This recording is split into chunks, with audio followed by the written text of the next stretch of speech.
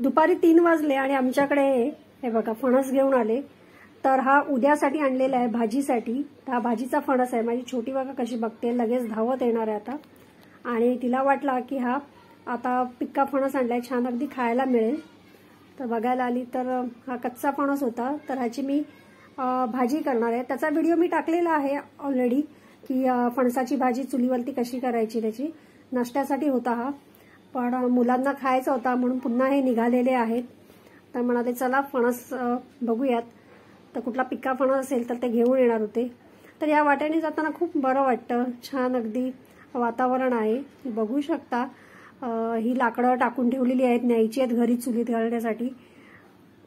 तर तिथे ठेवलेली आहेत। तर या रस्त्याने पुढे चाललो आहोत। तर आता ह्या रस्त्याने जातो ना तेव्हा पक्ष्यांचा आवाज आणि हा किलबिलाट असं खूप बरं वाटतं। दुपारची वेळ आहे, आता एक जवळजवळ 3:30 वाजले आहेत, पण अजिबात असं ऊन असं लागत नाहीये। खूप छान वाटतं या झाडांच्या खालून जायला, शांत आणि पक्ष्यांच्या किलबिलाटामध्ये आणखीन बरं वाटतं। तर याच वाटेने पुढे पुढे जाणार आहोत आम्ही। तर तिथे जवळच आमचं फणसाचं झाड आहे, तिथून एक फणस काढून आता घरी आणणार आहोत। लकीली मिळाला आम्हाला पिका फणस। तर हे बघा, इथूनच आता पुढे जाणार आहोत आम्ही। तर या पायवाटा खूप छान वाटतात, या वाटांवरनं फिरताना एक वेगळाच आनंद होतो आणि वर्षभर ही साठवण आपल्या जवळ राहते की पुन्हा मे महिन्यात जेव्हा आपण येतो ना तेव्हा हे झाडं वेली खूप छान वाटतं, अगदी फ्रेश होऊन आपण जातो। तर इथून फणस आणलेला आहे आणि आता कापायला सुरुवात झालेली आहे। सुऱ्याला आणि हाताला सगळ्यात प्रथम तेल लावून घेतलेलं आहे। तर वाटीमध्ये तेल काढून घेतलं होतं आणि आता इथे अशा प्रकारे फणस फोडायचं काम चालू झालेलं आहे। फणस हा कापल्यानंतर पूर्ण फणस कापायचा पण उसंत नसतो, मुलं खायला बसलेली आहेत। तर माझ्या 2 मुली आणि सोबतच शेजारच्या आणखीन 3 अशी आणि अजून एका घरातले मुलं, अशी 5-6 मुलं अगदी मस्तपैकी बसलेली आहेत आणि आता हा सगळा फणस संपवतील। तर आपला फणस, आपल्या झाडाचा फणस खायचा आणि ह्या ज्या आठवणी असतात ना त्या खूप छान वाटतात। तर कधी वर्षातनं एकदा काही जण येतात, आम्ही तर 2 वर्षांनी आलो आहोत, आम्हाला यायलाच गेल्या वर्षी नाही मिळालेलं। तर खूप बरं वाटतं, आता गावी आल्यावर फ्रेश वाटतं आहे। आणि आता पुन्हा मुलं अगदी फ्रेश होऊन जातील, पुन्हा तेच शाळा क्लास सगळं चालू होईल। त्यामुळे अगदी 15-20 दिवस जरी राहिलो ना तरी खूप बरं वाटतं। नाही बघा, अशा प्रकारे यांनी फणस फोडून घेतलेला हा कापा फणस आहे आणि याचे गरे काढून घेत आहेत। बाजूला एक ताट ठेवले आहे, त्यामध्ये गरे टाकत आहेत आणि बाजूला बसलेली सगळी मुलं फटाफट गरे आता उचलणार आहेत आणि फस्त करणार आहेत। तर हे बघा, अशा प्रकारे हे पहिला त्यांनी जे फणस फोडलं ना त्यानंतर त्याचा तो मधला पाव असतो तो काढून घेतात, त्यानंतर मग गरे काढायला आपल्याला बरं पडतं, भरभर गरे निघतात सगळे।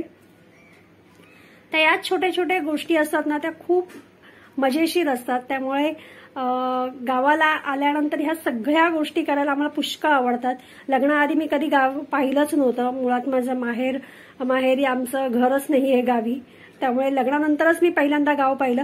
परंतु चूल पेटवणं, विहिरीवर पाणी भरणं, त्यानंतर भाळावर जाणं, कपडे धुणं, ह्या सगळ्या गोष्टी मला खूप खूप आवडतात। आणि फणस फोडून झाला आणि अगदी काही क्षणात एक 6 वाजल्याच्या ठोक्याला अगदी पाऊस पडायला लागला, वादळी वारा सुटला, अचानक वातावरण इतकं बदललं ना की काय सांगू। तर विजा तुम्ही बघू शकता कशा कडकडत आहेत त्या आणि मुसळधार पाऊस चालू झाला। या पावसामध्ये आमच्या आजूबाजूच्या 1-2 घरांच्या जे छत घातलेलं असतं ना पुढे आपल्या अंगणावरती, ते छतही पडलंय। तर इतका मुसळधार पाऊस पडला, काही जणांनी रतांबे आणले होते ते त्यांचे भिजले आहेत, जोखमांची वाट लागली आहे लोकांच्या, कारण शेवटी म्हणतात ना निसर्गाच्या पुढे आपण नाही जाऊ शकत। अचानक इतका मुसळधार पाऊस आणि इतका वारा सुटला ना, वादळी वारा चालू झाला आणि अगदी 5 मिनिटं नाही पाऊस पडला आणि लाईट्स गेल्या। त्या 2 दिवस तब्बल आमच्याकडे लाईट्स नव्हती त्यानंतर आणि अगदी वातावरण थंडगार होऊन गेलं। अगदी वातावरणात ताबडतोब एक वेगळाच आम्ही बघितलं। तर निसर्ग हा याच्या पुढे किंवा निसर्गावर जिंकणं हे मनुष्यासाठी खूप कठीण आहे. तर तिथे झालेलं नुकसान हे आम्ही आमच्या डोळ्यांनी गेलं. खरंच खूप वाईट वाटलं. बाकी लोकांनी जे रतांबे वगैरे आणलेले कोकमं करवते सगळ्याचं नुकसान झालेलं आहे. पण तरी नाराज न होता पुन्हा ते त्याच जोमाने काम करू लागणार आहेत. 2 दिवस लाईट्स नव्हत्या तरी कोणाला काहीही फरक पडला नाही. जसं रोजचं रुटीन होतं त्याच रुटीनने ते करू लागले आहेत. तर ते गावच्या माणसांचं हे खरंच कौतुक आहे. तर तुम्ही बघू शकता बाहेर दिसतही नाही आहे इतका म्हणजे पाऊस पडतोय. समोरचं दिसत पण नाहीये. आमच्या समोर एक नारळाचं झाड आहे तेही कलंडलेलं आहे. बऱ्याच जणांचे कौलं पण अर्धी पडून गेली. इतका म्हणजे नुकसान झालं ना की हा निसर्ग म्हणजे मनाला भावतो ना, जितका आवडतो ना तितकाच हा डेंजरस सुद्धा आहे. तर आजच्या एका दिवसात आम्ही 2 रूपं ह्याची बघितलेली आहेत या निसर्गाची. तर तुम्हाला काय वाटतं नक्की मला कमेंटमध्ये सांगा. तुम्ही असं वातावरण बघितलं आहे का की दुपारी आम्ही इतकं छान एन्जॉय करत होतो आणि अचानक असा वादळी वारा आला आणि पाऊस पडू लागला आणि सगळं नुकसान बऱ्याच जणांचं नुकसान झालंय. तर तुम्हाला काय वाटतं नक्की कमेंटमध्ये सांगा. पण कोकणी माणूस आहे तो घाबरत नाही अजिबात कुठल्या गोष्टीला. तो त्याच जोमाने उभा राहतो. नाही तो आत्महत्या करत. तर खरंच त्या लोकांना हॅट्स ऑफ आहे. ह्या लोकांना त्यांनी या सगळ्यावर मात केलं. कुठे तकादा नाही केला ना, कुठच्या सरकाराकडे गेले ना, कुठे काय केलं. जसं आहे ते एक्सेप्ट केलं आणि पुन्हा जोमाने सुरू झाले. याबद्दल तुम्हाला काय वाटतं नक्की कमेंट